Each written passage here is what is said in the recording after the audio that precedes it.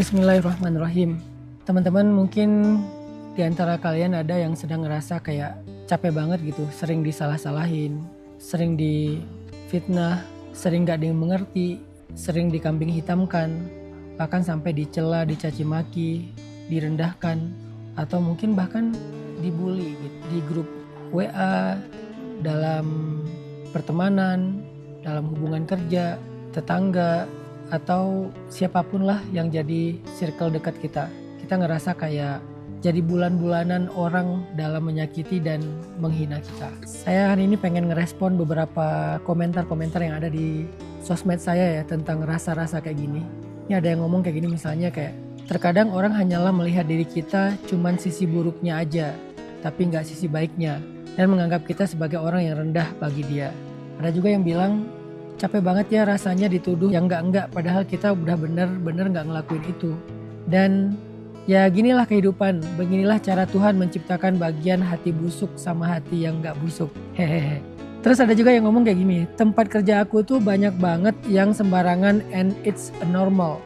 Dan aku memutuskan resign setelah 5 tahun kerja di sana. Semoga bisa dapat kerjaan yang lebih baik, minimal lingkungannya. Nangis banget lihat orang tua yang nangis karena dikata-katain yang gak baik sama seseorang yang padahal orang tersebut dianggap luar biasa sama dengan orang tuaku sendiri. Mertuaku nih, semua yang diisi kepalanya tuh apa yang dia lihat harus selalu diungkapkan sekalipun itu kekurangan orang lain. Banyak nih, masih banyak sih komen-komen yang mewakili orang-orang yang ada di posisi itu. Ada di posisi yang direndahkan, dihina, disalahin, difitnah, dijahatin. Di sini kita bisa belajar ya. Ini buat kita sendiri dan buat siapapun. Firman Allah Subhanahu wa taala di dalam surat Al-Hujurat ayat ke-11. Allah bilang, "Ya ayyuhalladzina amanu, la yaskhar qaumun min qaum, asa ayyakunu khairam minhum, wala nisa min nisa, asa ayyakunna khairam minhun, wala talmizu anfusakum, wala tanabazu bil alqab, bi'sal ismul fusuq ba'dal iman, wa man lam yatub fa ulaika humudz zalimun." Wahai orang-orang beriman, janganlah sebagian kalian menghina sebagian yang lain. Dan janganlah sebagian perempuan juga menghina perempuan yang lain. Karena bisa jadi orang yang dihina itu lebih baik daripada orang yang menghina. Janganlah kalian merendahkan di antara kalian, dan janganlah kalian memanggil dengan panggilan yang buruk. Seburuk-buruk panggilan itu adalah panggilan-panggilan fusuk atau dosa setelah iman. Siapa yang tidak bertaubat, mereka itulah orang-orang yang zalim. Jadi buat kita yang sering keceplosan, buat kita yang gak bisa jaga lisan, gimana cara kita menahan diri untuk tidak membicarakan orang lain? Cobalah berpikir bahwa bisa jadi orang yang kamu omongin itu lebih baik daripada kamu. Allah lebih tahu. Orang yang kita rendahkan, yang kita hina itu bisa jadi lebih baik daripada kita yang membicarakannya. Karena gak ada yang tahu kebaikan seseorang yang dirahasiakan selain Allah. Makanya belajar menahan diri, menahan lisan dari merendahkan orang lain, membicarakan orang lain. Karena bisa jadi kalian gak lebih baik daripada dia. Ini mungkin nasihat pertama lah ya dari fenomena-fenomena seperti ini. Agar kita bisa menahan diri kita dan lisan kita. Apalagi kata Nabi, lisan itu salah satu dosa yang paling sering membuat seseorang itu celaka nanti di akhirat. Disebut dengan afatul lisan, kelalaian lisan, dosa-dosa lisan. Itu paling banyak membuat seseorang itu masuk neraka. Terus pelajaran yang kedua yang saya bisa share ke kalian teman-teman. Kalau kalian sebagai korban, itulah hidup teman-teman. Saya ada di sebuah kesimpulan bahwa dunia itu emang keras. Dunia itu emang keras. Hidup itu emang keras teman-teman. Kalian tuh jangan selalu berharap semua orang agree sama kalian. Semua orang menyanjung kalian. Semua orang memuliakan kalian. Hidup gak kayak gitu. Betapapun kalian baik, betapapun kalian sukses, hidup selalu menyuguhkan orang-orang yang toksik dalam kehidupan kita. Menyuguhkan orang-orang yang dengki, iri sama kita. Sehingga gimana pun kita baik dan sukses, dia selalu akan menemukan hal-hal yang buruk tentang diri kita. Bisa diada-adain, bisa memang ada. Itulah hidup. Maka biasakanlah diri kalian dengan hal yang kayak gitu. Jangan terlalu panik ya ketika kalian melihat kok ada sih orang kayak gitu. Emang itulah hidup. Apalagi di sosial media. Itulah sosmed gitu. Jadi kalau ada yang masuk sosmed berharap dia di like terus, berharap dia di agree terus sama followernya, kayaknya dia jangan masuk ke sosial media deh. Mending dia bikin grup sendiri aja yang isinya dia sama orang-orang yang dia pilih. Ya kayak second akun gitu. Kalau kalian masuk ke yang bukan second akun, masuknya ke sosmed yang terbuka, itulah sosmed, itulah netizen. Maka biasakanlah diri kalian ketika kalian akan menemukan orang yang gak setuju sama kalian. Masih mending gak setuju, kadang-kadang menjelek-jelekan kalian, menghina kalian tanpa tahu apapun. Di komennya tuh pedas banget, komennya tuh jelek banget. Itulah sosial media dan itulah salah satu realitas hidup. Sehingga ketika kalian tahu itulah kehidupan, begitulah realitasnya, kalian akan mempersiapkan diri. Bukan berdamai tapi mempersiapkan diri. Udah siap mentalnya dengan hal-hal realitas kayak gitu. Itulah hidup teman-teman. Dimanapun kalian berada, kalian ada di Mekah, Madinah pun tetap ada Abu Jahal kan. Gak semua yang di sana itu Abu Bakar, gak semua yang di sana itu Umar, Utsman, Ali. Ada Abu Jahal, ada Abu Lahab juga di sana. Kalau sekarang mungkin bukan dalam bentuk kekufuran, tapi dalam bentuk perilaku jahiliyah. Ada di sana gitu. Walaupun kalian ada di tempat yang paling baik, di dalam Masjid Nabawi gitu. Tetap aja ada orang yang aneh. Tetap aja ada orang walaupun dia sambil beribadah tapi dia ya perilakunya buruk. Ada, makanya jangan heran dengan hal yang kayak gitu dalam hidup. Apalagi kita hidup jauh dari Mekah dan Madinah, jauh dari Ka'bah dan Raudhah, jauh dari zaman Nabi. Di zaman Nabi aja ada. Di antara para sahabat juga kadang-kadang ada yang kayak konflik di antara mereka, cemburu di antara mereka, iri di antara mereka. Kadang-kadang salah ngomong di antara mereka sehingga sampai memanggil dengan panggilan yang buruk. Itu ada kejadiannya. Walaupun setelahnya mereka minta maaf dan bertobat. Itulah hidup. Maka biasakanlah diri kalian dengan hal yang kayak gitu. Jadi kalau kalian pindah dari satu tempat berharap di tempat yang baru gak akan menemukan kayak gitu lagi, kayaknya itu naif deh menurut saya. Ada aja. Walaupun mungkin lebih ringan. Tapi selalu ada teman-teman. Apalagi seiring kalian semakin mencolok, semakin muncul, semakin eksis, maka semakin banyak juga peluang digituin sama orang. Kan ada quotes ya atau peribahasa, paku itu kalau dia terlalu kelihatan akan dipalu kan. Makanya kalau pakunya itu dia rata nggak akan dipalu, tapi kalau dia muncul sendiri pasti dipalu. Jadi kalau kamu muncul dengan eksistensi dan kebaikan kamu, ya udah siap dipalu. Tinggal kamu ketika dipalu itu menjadi orang yang udah siap atau malah jadi patah gitu. Siapkan diri kalian dengan realitas hidup. Jangan sampai kalian terlalu naif berharap ada nggak ya negeri yang nggak ada orang kayak gitu? Ada nggak ya circle yang nggak ada yang kayak gitu? Kayaknya menurut saya sih hampir nggak ada ya. Sesoleh apapun orang tetap ada sisi-sisi yang dinamika konflik kayak gitulah, iri, cemburu atau apa, salah ngomong, ada aja sih. Di antara orang-orang yang ahli agama pun kadang ada juga kayak gitu kan. Bukan berarti agamanya salah atau mazhabnya salah, enggak. Selalu ada orang-orang yang mungkin over ya dalam menyikapi sesuatu gitu. Ada. Selalu ada kayak gitu. Jadi biasakanlah diri dengan hal kayak gitu. Sehingga kita nggak overacting juga. Nggak jadi orang yang panik dan shock juga. Yang ketiga teman-teman. Kita harus bisa bikin benteng buat diri kita sendiri. Salah satu bentengnya adalah belajar nggak peduli. Karena nggak peduli terhadap yang toksik. Itu sunnah Nabi.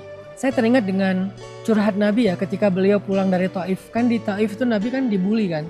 Dibilang gila lah, dibilang penyihir lah, kemudian diusir, dilempari batu sampai kening Nabi berdarah. Ketika Nabi pulang dari Taif, Nabi dalam keadaan seharian diusir dan dicela, dicaci maki, dibully, dilempari batu, pengen dibunuh. Ketika Nabi sembunyi di sebuah kebun korma, Nabi curhat sama Allah malamnya, udah selamat dari pengejaran.